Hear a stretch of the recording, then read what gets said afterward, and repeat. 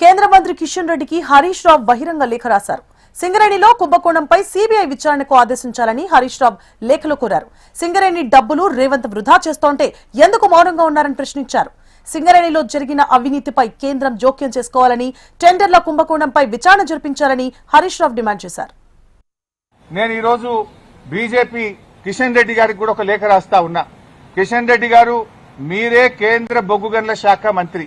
సింగరేణిలో 49% కేంద్ర ప్రభుత్వానికి వాటా ఉంది. సింగరేణిలో జరిగిన అవినీతి కుంభకోణాల గురించి నిన్న మీడియా సాక్షిగా బయటపెట్టినా. ఈ రోజు నీకు కూడా లెటర్ రాస్తా ఉన్నా. నువ్వు ఒకవేళ రేవంత్ రెడ్డితో కుమ్మక్కు కాకపోతే వెంటనే సీబీఐ విచారణకు నువ్వు ఆదేశించాలని చెప్పి కిషన్ రెడ్డి గారిని డిమాండ్ చేస్తూ I'm writing A open letter to Kishan Reddy. Kishan Reddy గారు, నేను అన్ని ఆధారాలు ఇవ్వడానికి సిద్ధంగా ఉన్నా.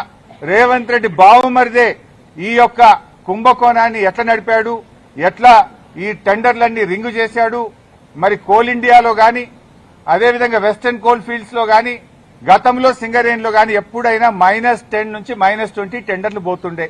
ఈ సైట్ విజిట్ సర్టిఫికేట్ పెట్టిన తర్వాత మరి ఎవరెవరు టెండర్లు వేస్తున్నారో తెలిసి రేవంత్ రెడ్డి బావుమరిది ఆ కాంట్రాక్టర్లను బెదిరించి వాళ్ళు ఏ రకంగా ప్లస్ టెండర్లు ఆయన పొందిండు టెండరు, ఆయన ఎవరనుకుంటే వాళ్ళకి టెండర్ వస్తుంది, ఎవరనుకుంటే వాళ్ళకి సైట్ విజిట్ సర్టిఫికేట్ వస్తుంది. 9E బ్లాక్ ఒక్కటే రద్దు చేయడం కాదు, ఈ టెండర్లు రద్దు చేయాలి. దీని మీద సీబీఐ విచారణ జరపాలని నేను నిన్న డిమాండ్ చేసిన. ఇలా వ్రాతపూర్వకంగా కూడా కిషన్ రెడ్డి గారికి I'm writing A open letter. దీని మీద వెంటనే బీజేపీ స్పందించాలని, నిజానిజాలు బయటకు తీయాలని, ఈ దొంగల్ని అరెస్ట్ చేయాలని, ఈ అవినీతి సొమ్మును కక్కించాలని, ఈ రాష్ట్రానికి సింగరేణి కార్మికులకు జరుగుతున్న నష్టాన్ని మరి బయటకు తీయాలని చెప్పి మేము డిమాండ్ చేస్తా ఉన్నాం. ఎందుకంటే సింగరేణి డబ్బుతో రేవంత్ రెడ్డి ఫుట్బాల్ ఆడుతున్నాడు. 100 కోట్ల రూపాయల సింగరేణి డబ్బులను తన షోకుల కోసం ఖర్చు పెడుతుంటే ఎందుకు కిషన్ రెడ్డి గారు మౌనంగా ఉంటున్నారు, ఎందుకు బీజేపీ మౌనంగా ఉంటుందని కూడా నేను ప్రశ్నిస్తా ఉన్నా.